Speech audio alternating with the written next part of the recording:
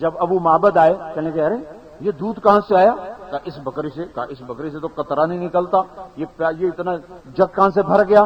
کہ ایک جوان آیا تھا بڑا حسین و جمیل، اس کے ہاتھوں کی برکت تھی۔ کہ وہ کیسا تھا بتاؤ تو صحیح۔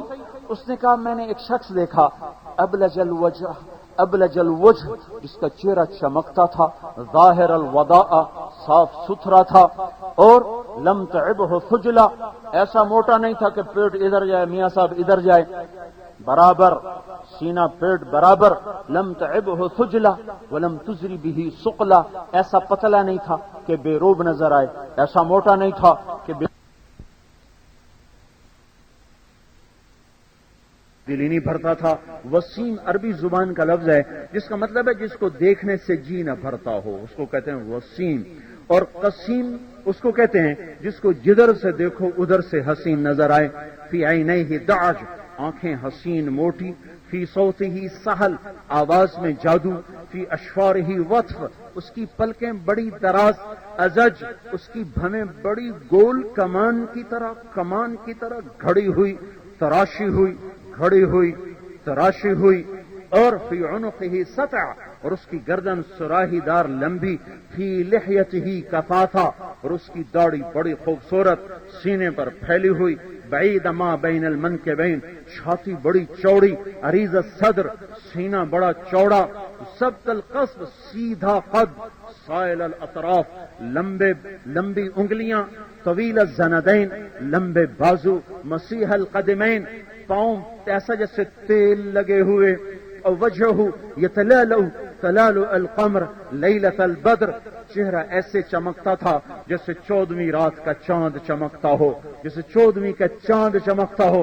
جب وہ بولتا تھا عن مثل لؤلؤ المنظوم، تو وہ جب وہ مسکراتا تھا تو اس کے ہونٹوں سے، اس کے دانتوں سے نور نکلتا ہوا جگمگاتا تھا۔ ہمارے نبی کے دانتوں کے بارے میں آتا ہے براق الثنایا، جب آپ مسکراتے تھے تو دانتوں سے نور نکل کے دیواروں پہ پڑتا تھا۔ مفلج الاسنان، یہ 4 دانت ان میں خلا تھا، تو جیسے جھری میں سے نور اندر آتا ہے ایسے آپ کے خلا سے نور کی شعائیں باہر نکلتی محسوس ہوتی تھیں۔ ولی الفم، آپ کے ہونٹ تراشے ہوئے، گھڑے ہوئے، سجائے ہوئے، سنوارے ہوئے، سہل الخدین، گال برابر، نہ پچکے نہ ابھرے، واسع الجبین، ماتھا کشادہ، رجل الشعر، بال گھنگریالے، اور عظیم الہامہ، سر بڑا قد درمیانہ۔ لیکن ایک معجزہ، ہمارے نبی کے ساتھ کوئی لمبے سے لمبے قد والا بھی آدمی آ کے کھڑا ہوتا تو ہمارے نبی کا قد اونچا ہو جاتا، دوسرے کا نیچے ہو جاتا۔ کبھی ایسا نہیں ہوا کہ یوں کھڑے ہوئے کوئی اونچا نظر آئے، ہمیشہ آپ اونچے ہوتے، وہ نیچے ہوتے۔ حالانکہ حضرت عباس کا قد اتنا تھا، چچا، جب وہ گھوڑے پہ بیٹھتے پاؤں زمین پہ لگتے تھے، لیکن جب وہ پاس کھڑے ہوتے تو آپ اونچے تو وہ نیچے ہوتے تھے۔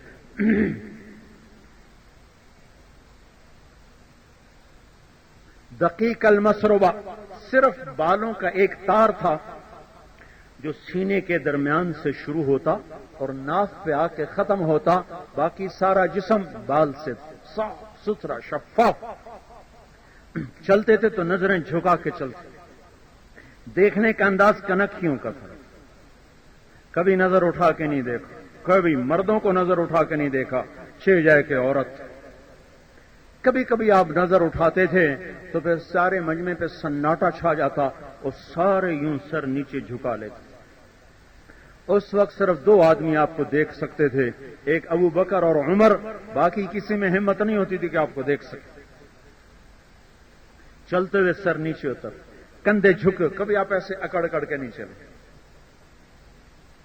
ہمیشہ کندھے جھکائے ہوئے، قدم چھوٹے چال میں تیزی، قدم چھوٹا چال میں تیزی، یہ کندھے جھکے ہوئے، تھوڑی یہاں نہ بالکل یہاں نہ ایسے، یہاں تھوڑی، تاکہ بس یہاں تک نظر جائے، آگے نظر اٹھنے نہ پائے، نظر کہیں دائیں بائیں نہ ہو جائے، یہ آپ کے اتنے انداز، جب آپ غمگین ہوتے تھے تو یوں سیدھے ہاتھ سے داڑھی پکڑ کے یوں بیٹھ جاتے تھے، تھوڑی تھوڑی دیر کے بعد ایسے سر پہ ہاتھ پھیرتے اور یوں داڑھی پکڑ کے بیٹھ جاتے، یہ آپ کے غم کی نشانی تھی۔ جب آپ حیران ہوتے تو ہتھیلی کو اس طرح حرکت دیتے تھے، یہ آپ کے حیران ہونے کی نشانی تھی۔ جب آپ کسی کو بلاتے تھے تو کبھی انگلی کا اشارہ نہیں کیا، پورے ہاتھ کے اشارے سے بلاتے تھے۔ جب آپ خطاب فرماتے تھے تو کبھی مکے نہیں لہرائے، کبھی آستینیں نہیں چڑھائیں، کبھی آگے مکے نہیں مارے، بس آپ اتنا ہاتھ اوپر کرتے تھے۔ دوران گفتگو یہ ہاتھ اتنا ہاتھ ہوتا، کبھی لہرانا اور بل کھانا، بڑے وقار سے آپ بات فرماتے تھے، سنجیدگی سے۔ کبھی گا گا کے آپ نے بیان نہیں کیا، کبھی گا گا کے آپ نے تقریر نہیں فرمائی۔ یہ ہمارے ہندوستان پاکستان کی سوغات ہے کہ تقریر کرنے والا گاتا ہی جاتا ہے، گاتا ہی جاتا ہے، گاتا ہی جاتا ہے، اس کی سر چلتی رہتی ہے۔ میرے آپ کے نبی وقار سے بات فرماتے تھے، سنجیدگی سے بات فرماتے تھے۔ جب کوئی آپ کو بلاتا تھا دائیں بائیں سے، کبھی آپ نے یوں نظر نہیں کر کے نہیں دیکھا، کبھی گردن ٹیڑھی کر کے نہیں دیکھا۔ کوئی دائیں طرف سے بلاتا تو آپ اتنے بڑے مجاہدے کو نبھا کر گئے، پورا یوں پھر کے جی فرمائیے، یہ صرف کبھی گردن ٹیڑھی نہیں کی، کبھی گردن اذا التفت جمیعا، جب کوئی بلاتا تو پورے آپ اس کی طرف متوجہ ہو جاتے۔ کبھی آپ نے کسی کے عیب کو نہیں اچھالا، کبھی کسی کو ممبر پہ نام لے کے رسوا نہیں کیا، کبھی کسی کی برائی کو بیان نہیں فرمایا۔ کسی میں کوئی کمی دیکھی تو کبھی آپ نے نہیں کہا تو یہ کرتا ہے، آپ کہتے کچھ لوگ یوں کرتے ہیں، بس صرف اسی کو پتا چلتا تھا جو کرتا ہے، باقی کسی کو پتا نہیں چلتا تھا۔ کچھ لوگ یوں کرتے ہیں، آپ نے یوں چادر میں چھپا لیا اپنی امت کے گناہوں کو۔ والضحی واللیل اذا سجا، اس کا مشہور ترجمہ، مجھے قسم ہے اس دن کی اور رات کی۔ ایک دوسرا ترجمہ وہ بھی مشہور ترجمہ ہے، والضحی واللیل اذا سجا، مجھے قسم ہے تیرے روشن چہرے کی اور تیری سیاہ زلفوں کی۔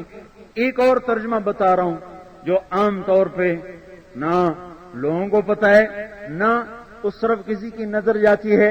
امام راضی نے اپنی تفسیر کبیر میں یہ ترجمہ لکھا ہے، والضحی، مجھے قسم ہے تیرے نورانی علم کی، واللیل اذا سجا، مجھے قسم ہے تیری ستاری کی چادر کی جس کے اندر تو اپنی امت کے گناہوں کو چھپا لیتا ہے۔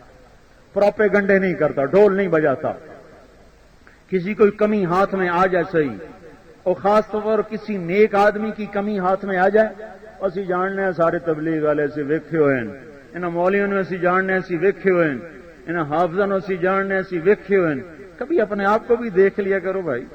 دھن رے دھنیے اپنی دھن، پرائی دھنی کا پاپ نہ پن، تیری روئی میں چار بنولے، سب سے پہلے ان کو چن۔ اوروں کی کمیاں دیکھتے دیکھتے مر گئے تو برباد ہو گئے، برباد ہو گئے۔ اپنی کمیاں دیکھو گے یہ زندگی جنت بن جائے گی، اوروں کی کمیاں دیکھو گے، غیبت کرو گے، تبصرے کرو گے، زندگی تلخ ہو جائے، آگ لگ جائے گی۔ گھروں کے گھر اجڑ گئے، لگائی بجائی سے، اس کی اس کو سنائی، اس کی اس کو سنائی، ساس کی بہو کو سنائی، بہو کی ساس کو سنائی، بیوی کی خامند کو سنائی، خامند کی بیوی کو سنائی، اور آپس میں لڑا کے خوش بیٹھے ہوئے۔ اور اللہ کے نبی کا ارشاد ہے جو اس طرح لوگوں کو لڑاتے ہیں وہ اللہ کی نظر میں ایسے حقیر ہیں جیسے تمہاری نظر میں پاخانہ حقیر ہے۔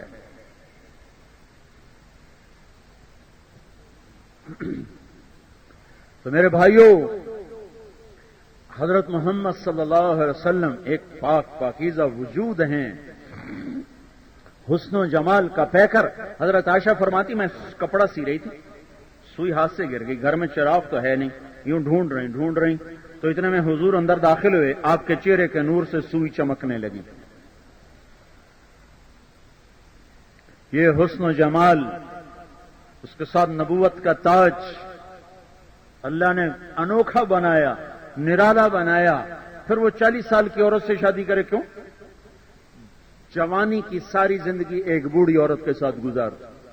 65 سال کی عمر میں اماں خدیجہ فوت، اس وقت ہمارے نبی کی عمر 50 سال ہو چکی۔ 51 سال کی عمر میں دوسری شادی کی حضرت سودا سے، اور نکاح کیا حضرت عائشہ رضی اللہ تعالیٰ عنہا سے۔ مدینے تشریف لے گئے تو حضرت عائشہ رضی اللہ تعالیٰ عنہا سے شادی ہوئی۔ اس کے بعد ام سلمہ رضی اللہ تعالیٰ عنہ سے شادی ہوئی. 53 سے 63 سال میں پھر آپ نے 9 نکاح کیے. بڑھاپے میں شادیوں کا شوق ہو گیا تھا, بڑھاپے میں شادیوں کا, جبکہ حدیث میں آتا مالی فی النساء من حاجہ, مجھے عورتوں کی کوئی خواہش کوئی نہیں ہے. تو یہ شادیاں کیوں کی؟ ایک تو عورتوں کو دین سکھانے کے لیے, عورتوں کو چونکہ سامنے آ کر عورت پوچھنے میں حجاب محسوس کرتی, عورتیں زیادہ ہیں مرد تھوڑے ہیں, 9 معلمات بٹھا دی گئیں, ان کے گھروں میں ہر وقت سکھایا جا رہا ہے, سیکھا جا رہا ہے. پھر 11 ڈیزائن دے دیے گئے, کوئی عورت اس کے پیچھے چلے, کوئی اس کے پیچھے چلے, کوئی اس کے پیچھے چلے.